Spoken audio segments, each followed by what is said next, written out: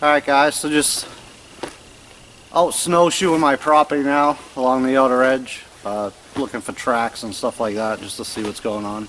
There's tracks everywhere.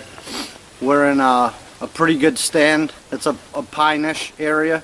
There's probably more hemlock than anything, which is actually in the pine family, but yeah, lots of hemlocks.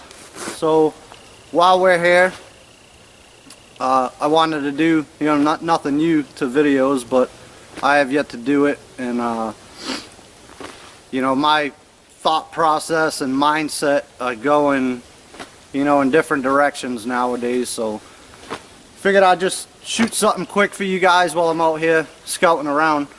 But and it pertains to fire. Now, I've done a ton of videos on fire, how to process materials, what materials to gather, the whole bit. I haven't done this technique yet because though I carried matches, I didn't really use them a lot, but I have used them. So in inclement weather such as this, I mean, we've got 4 or 5 inches on the ground, still snowing. We're supposed to get up to 6 inches is what they were saying, so good little bit of snow to add to what we already have. And still snowing. It's been snowing for the last 3-4 hours. We've probably got a fresh inch, maybe inch and a half up to this point on top of what we had. But anyway, so back to the fire process. I'm gonna attempt to grab a twig bundle, and just a twig bundle only. Now, if you're familiar with my videos, and more particularly my fire videos, I talk about skeleton pines. A lot of people do, for good reason. So that's all I'm really going to do, is gather a bunch of that, and then we're going to attempt to skip the whole tinder bundle or bird's nest or whatever you want to call it, because quite honestly, unless you're harvesting some birch bark or cedar bark or something like that, dried grasses, which obviously this time of the year, not impossible to find, but it becomes difficult. And if you only practice with that type of stuff, then you're setting yourself up for failure. So again, new to me, I'm just going to go straight for the twig bundle with a match, and we'll see what happens, but it's going to totally skip the process of the tinder bundle or the bird's nest. And we'll talk about that more once I collect this up and we go to light it.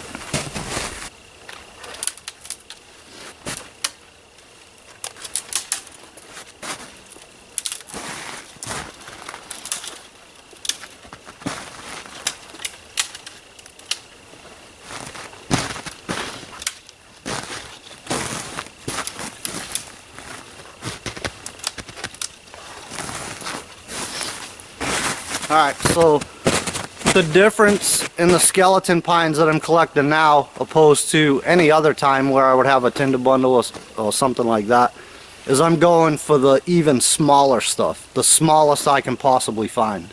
So though the rest of those branches I'm breaking off would actually be kindling, to this kindling, we're going to skip that for now. We're looking for the very, very small stuff, like fraction of a pencil size.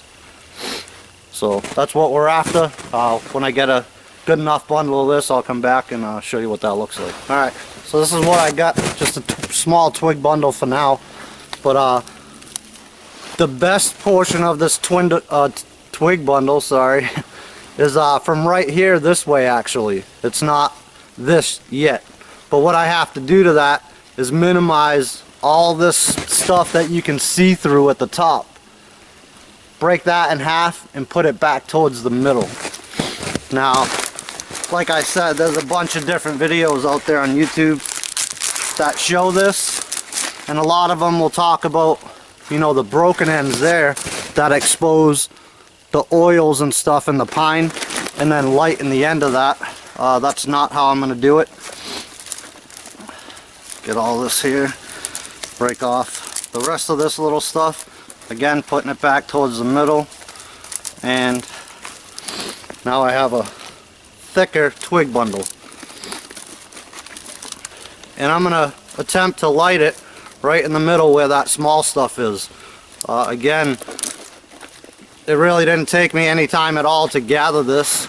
I don't have to get down on the ground or lay something out so I can kneel down and not get wet, as opposed to, you know, processing other materials such as your barks and all that stuff to make a tinder bundle or a bird's nest or any of that crap. So this hasn't taken any tools or anything yet. Haven't really done anything except grab these off the tree. And now I should be able to go right to the ignition stage with a match.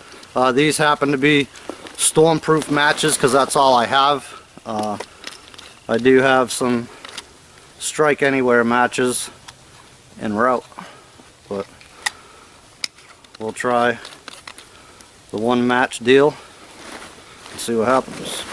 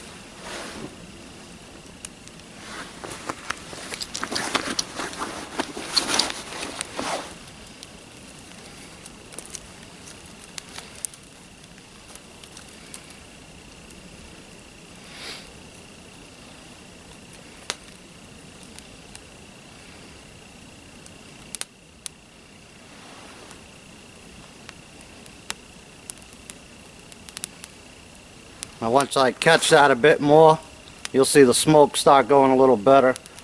Once it starts catching, I'm losing my bundle here, but now once it takes off a little better like that, I don't have to worry about the wind blowing it out or anything at that point. The more I do this, the more it's going to help it. And once that's going good, I don't need any fancy fire lay on top of the snow or anything like that. I've done a Bannock video on that where I think I had 3 feet of snow. And you just throw this down. Once it's burning like that, it's not going to go out.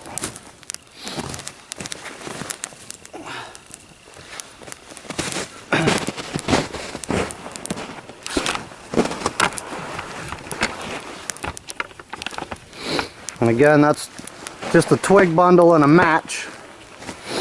So, like we talked about in the beginning, there's plenty of skeleton pines and dead stuff right here at the bottom of these trees. So I can just keep adding to that right here where I'm at. Didn't need to sit on the ground, kneel on the ground, mess around with a tinder bundle or anything like that for a ferro rod or anything like that.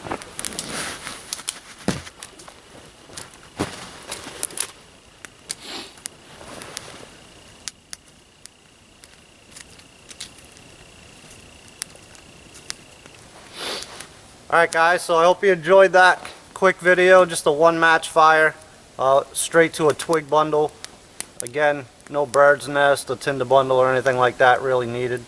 And in inclement weather, again, you know, if you can get away with that, then all the better. Keep yourself off the ground. You don't have to worry about the fire being there, because if you get it burning right, it's going to keep going. You know, we've got snow, the snow on the ground obviously. Another key thing with using matches, obviously, in a wet weather environment, obviously it'd be a little bit different, and maybe we'll do that in a different video. But again, thanks for watching guys, appreciate your views, comments, all your support, and we'll see you soon with another one. Take care.